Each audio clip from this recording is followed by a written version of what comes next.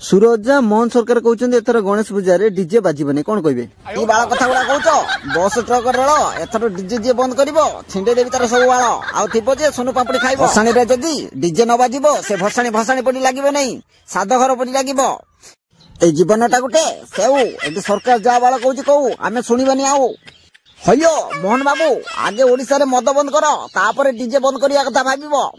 DJ ବାଜିଲେ ଟୋକା ହେବେ ଖୁସି ନହେଲେ ଆଗ ଇଲେକ୍ସନ ରେ ତମେ ଯିବ ଭାସି ସେତେବେଳେ କାନ୍ଦୁଥିବ ବସି କୋଉ ବାଳକୁ କେହି ଶୁଣିବେନି ବୁଝିପାରୁଛ। ସୁରଜା ସରକାର କହିଛନ୍ତି ଯିଏ ଡିଜେ ବଜେଇବ ତା ପ୍ରତି କଡା କାର୍ଯ୍ୟାନୁଷ୍ଠାନ ନିଆଯିବ କଣ କହିବେ ସେ ସମ୍ପର୍କରେ ଆମ ଦର୍ଶକ ମାନଙ୍କୁ? ହଇଓ କି ବାଳ କଡା ମିନାଜୀ କଡା ନା ଦୁପୁତା କଡା କେତେ କଡା ଟୋକା ଖାଇ ହଜମ କରିଦଉଛନ୍ତି ଏ କଡାକୁ କୁଆଡେ ପାଟିରେ ଜାକି ଦେବେ। 1 2 3 4 5 15 ଯଦି ଓଡିଶାରେ ଡିଜେ ନ ବାଜିବ ଗଣେଶ ପୂଜାରେ ଏ ଟୋକା ମାନଙ୍କର ହେଇଯିବ ଗାଣ୍ଡି ମୁଣ୍ଡ ଅନ୍ଧାର ଜାଣିପାରୁଛ ନା ନାଇଁ ମୋହନ ସରକାର ଜବାବ ଦିଅ। ପୂଜାରେ ଡିଜେ ବନ୍ଦ ହେଲେ ଅନଶନ କରିବେ କହୁଛନ୍ତି। ଅନଶନ କରିବେନି କଣ ପାଇଁ ପୁରା ତାତିଲେ ସବୁ ଅନଶନ କରିବେ ତାପରେ ଯାହା ହବ ସରକାର ସମ୍ଭାଳିବେ।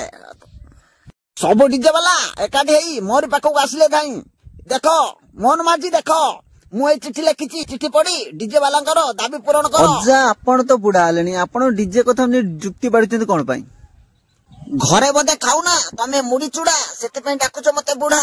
ମୋର କୋଉଟା ଦେଖି ବୁଢା କହୁଛ ଆଗଟା ନା ପଛୁଟା ଭୁଲରେ ବି ବୁଢା କହିବନି। ଯଦି ଧଳା ବାବୁକୁ ଦେଖୁଛ ତାକୁ କଳା କରିଦେଲେ ପୁରା ଗଜା ଟୁକା। ମୁଁ ଭାରି ଡିଜେ ପ୍ରେମୀ ସେଥିପାଇଁ ଡିଜେ ପ୍ରତି ବହୁତ ଆଗ୍ରହ ଅଛି ସେଥିପାଇଁ ଏକର ନୋଟିସ ନେଇ ମୁଁ ଆଇଛି ମୋହନ ସରକାର ପାଖକୁ। ମୋର ସବୁ ମିଡିଆ ଭାଇ ମାନଙ୍କୁ ଏତିକି ଅନୁରୋଧ ଆପଣ ମାନେ ମତେ ଟିକେ ଖାଲି ସାହାଯ୍ୟ କରନ୍ତୁ। ମୁଁ ଏଇ ଚିଠି ନେଇ ମୋହନ ସରକାର ପାଖରେ କେମିତି ପହଞ୍ଚାଏ ଆଉ ଡିଜେ ବଜିବାର ପରମିଶନ ନେଇକି ଆସେ ତାହେଲେ ଯାଇ ସବୁ ଡିଜେ ଭାଇ ମାନେ ଖୁସି ହେବେ। ହଁ ଆଉ ଯଦି ନ ଶୁଣିବ ମୋହନ ସରକାର ମୁଁ ଲୁଚେଇକି ଆଣିକି ଟଲିରେ ଲୋଡ କରି ଗାଁରେ ବଜେଇବି ଦେଖିବି କିଏ ମୋର କଣ କରିବ।